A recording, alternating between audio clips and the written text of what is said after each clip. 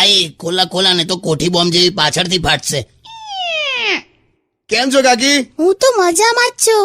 કેમ આવી લાલ બધું પહેરીને ફરે જ આવું? લાલ બ્લાઉઝ, લાલ સાડી ને તારામાં લોહી ઓછું છે? માણસમાં લોહી ઓછું હોય ત્યારે લાલ પહેરીને ફરે એવું હોય? એટલે ખાલી પૂછું છું. હવે સાંભળો, આપડા સોસાયટી વાળો વિનોદ ખરો ને, વિનોદ એ ગાંડો થઈ ગયો. ખબર છે, તો એની વાઈફ ને પ્રેમ કરતો તો, બિચારી મરી ગઈ એટલે ગાંડો થઈ ગયો. અરે તો બીજા લગ્ન કરી લે. એટલો ગાંડો નહીં થયો ભાઈ કે બીજા કરે. આમે તમે પુરુષો છે ને, લગ્ન કર્યા પછી પાછળથી બદલાઈ જ જાવ છો. તે બધે એવું જ વાયલી આવે. લગ્ન કર્યાના શરૂઆતના વર્ષો જ હારા હોય, સૌથી હારા મારા. બાકી તે વખત કેવું થાય ખબર છે આપણને કે જાનું તું નહીં તો હું નહીં, હું નહીં તો તું નહીં. અને અત્યારે એવું થાય છે કે કાંક તો એની માને તું નહીં, કાંક તો હું નહીં. અરે એવું જ હોય તો આઈ જાવ પછી મેદાનમાં. એટલે હું તો આને લાવો અકમ બોઇલર ફાટ્યું. ના ના, તમે બોલો છો ને, કાંક તો તું નહીં, કાંક તો હું નહીં. હવે જોઈ લો. એટલે ભાઈ આ ગાડીનું બોનેટ ખોલીને કુલન્ટ પીવડાય ને. મારે છે ને મહિલા દિવસ નિમિત્તે મારે બધાને એવું પૂછવું છે, ખાસ કરીને તમને, હા, કે મહિલાને સમજવી મુશ્કેલ છે કે સમજાવવી મુશ્કેલ છે? પાસ. હે? તું બોલે એમ મને શું ખબર પડે? નહીં માલુમ હે. બોલો ને હવે હરખું. મને નહીં ખબર યાર. મહિલા એક એવો વિષય છે ને કે જે પુરુષ આખી જિંદગી વાંચે ને તોય પાસિંગ માર્કથી વધારે નહીં આવતા.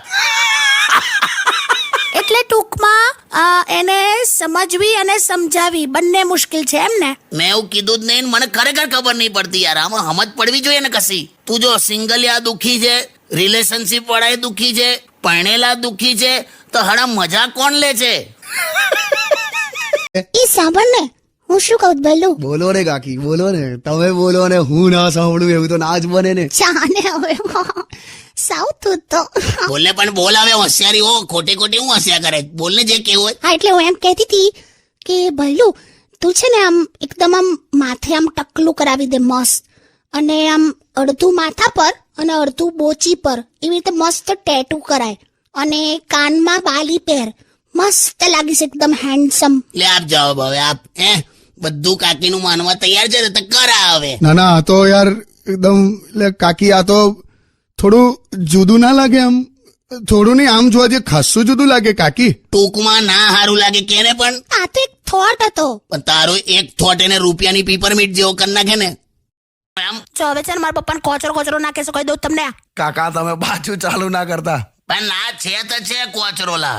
કઈ રીતે? અલા એ માણસનું લાઇટ બિલ એટલું બધું ઓછું આવે, ખાલી 3 જ યુનિટ બાળે. 3 યુનિટ? હા તો સાચી જ વાત છે. ખાલી 3 યુનિટ એનું લાઇટ બિલ બળ્યું ને તો ઇલેક્ટ્રિક બોર્ડ વાળાને ત્યાં ડાઉટ થયો કે આ શક્ય જ નથી. ખાલી 3 યુનિટ આટલા આખા મહિનામાં 3 યુનિટ કેવી રીતે હોય? હા પછી શું ઇલેક્ટ્રિક બોર્ડ વાળાએ રેડ પાડી એમના ઘરે.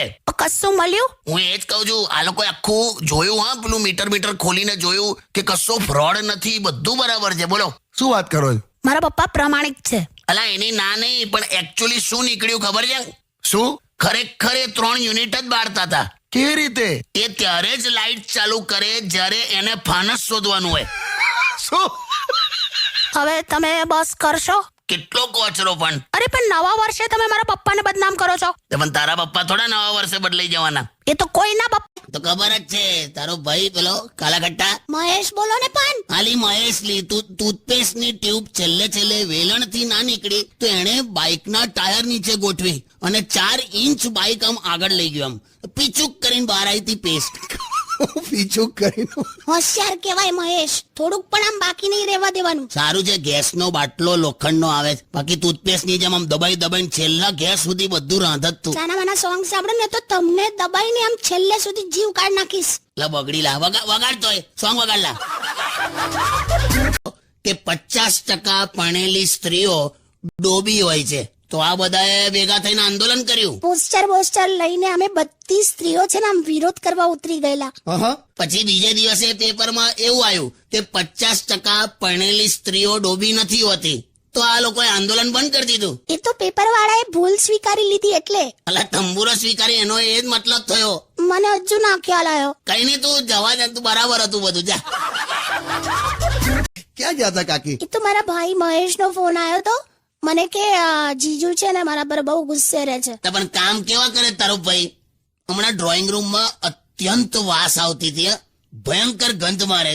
તમે મહેશને કીધું મોજા છે ને તારા ગંધાય છે, આલે પૈસા અને નવા મોજા લઈ આય. તે નવા મોજા પહેરીને આવ્યો તોય સખત વાસ મારે. તો મેં કીધું લા જૂના મોજા ક્યાં છે? તો કે ગજવામાં જ મૂક્યા છે. હા આ તો છે ને તમે રિસ્પેક્ટ નથી કરતા. બાકી અમારા ગામમાં મહેશના નામનો તો કૂવો છે. તો અહીંયા એના નામની 2 ગટર બનાવી દે. હટ. જો એક વસ્તુ સાંભળી લેજો, 31 ડિસેમ્બરની અડધી રાત્રે કશે જવાનું નથી તમારે, ઓકે? એટલે હું કઈ કશે જવાનું નહીં. મારી તો અડધી રાત તો આ શિયાળામાં તો કેવી નીકળી જાય. ધાબળો કઈ બાજુથી લાંબો છે ને કઈ બાજુથી પોળો છે એ જ નહીં ખબર પડતી મને તો. શાંતિ રાખો. હા આ તો એક વાત છે. બે તું સોંગ વગાડ, આનું વિફરી જા. એમાં હું આના લીધે બબાલ થઈ ગઈ. ઇનોસન્સમાં ગટર બાબતે શું થયું? અલા કોર્પોરેશન નો એક માણસ આમ ઉઘડો વળીને સળિયો બળિયો નાખીને કઈક ગટર સાફ કરતો હતો. ત્યાં જઈને આ શું બોલી ખબર કે મારી હાવ 4 રોટલી શેક્યા, પણ પેલો તો એવો ચીડાવન કે ની મને તંદૂર છે લા, ગટર સાફ કરું છું મેં. ચાલ જઈએ હવે. ચાલ ચાલ ચાલ ચાલ ચાલ ચાલ ચાલ ચાલ ચાલ ચાલ ચમેલી બાગ મેં મેવા ખીલા. ચાલ ને આવી હોશિયારી. બાઈ કાકી હાટ. પણ હું એટલે જ કહું છું, તમે આ ઉંમરે એકદમ મોટા માણસ થઈ ગયા હોત ને તો આ બધી ઝંઝટ થાત જ નહીં. બોલ. ખરેખર કાકા, તમારી ઉંમરે અત્યારે આપણા દેશમાં ઘણા લોકો બિઝનેસ ટાઇકૂન તરીકે ઓળખાય છે. ભાઈ એવું તો તારી ઉંમરે એક જણ પપ્પુ તરીકે ઓળખાય છે. કઈ કેવું છે હવે? ના બસ તારે સોંગ વગાડ. પણ તમારે છે ને આ સિઝનમાં ખાલી રોમેન્ટિક જ થવાય કાકી સાથે. દરેક માટે શિયાળો રોમેન્ટિક ના હોય લા. એમ? હું તો ટ્રાય કરું ને આવી વાત કરવાની રોમેન્ટિક, હા. તો તારી કાકી હળી કરે છે. કેમ? શું કરે? મેં એને કીધું કે જો તને પ્રેમ કરું છું ને તો તારા માટે ટેન્શન આવે એ રીતે તાજમહેલ બંધાઈશ. નાનો તો નાનો. આવું બોલ. વાહ. તે કે ના શિયાળો છે, બીજું બધું જવા દો, ખાલી વાસણ ધોઈ આપો કે. બોલે યાર કે પછી ના હું તો તાજમહેલ પર જ અડી રહ્યો છું કે શિયાળામાં પાણી હાથે ચીડા ના કરું. કાકી પણ હોશિયાર છે. તારે સ્ટેડિયમ વિથ કિશોર કાકા ઓનલી ઓન રેડિયો સિટી 91.1. અને સાંભળો, હા ભૈલું માટે મેં જે બધું મોકલાયું છે ને એને આપી દેજો. શું કાકી, શું મોકલાયું છે? અરે તું જો તો ખરો. છે એવું કઈક ઉપર હે.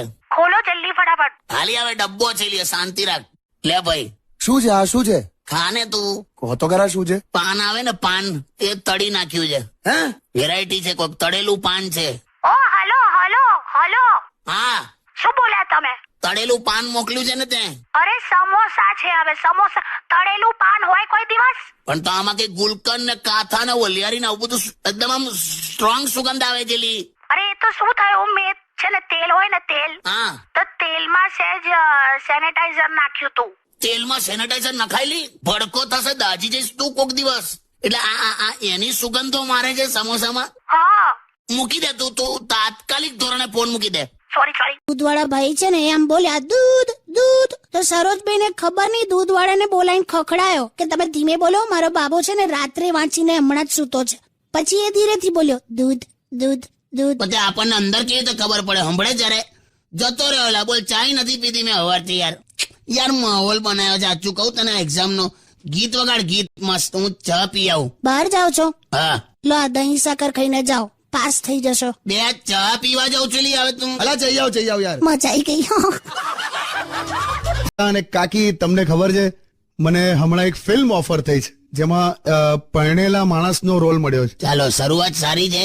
ભગવાનની ઈચ્છા હશે ને તો તને એક દિવસ બોલતા માણસનો પણ રોલ મળશે. ચૂપ રહો હવે. જેવું ને જેવું. બોલો કોણ છે? અરે હું છું, ખોલો. અરે વાવ, કાકી આયા.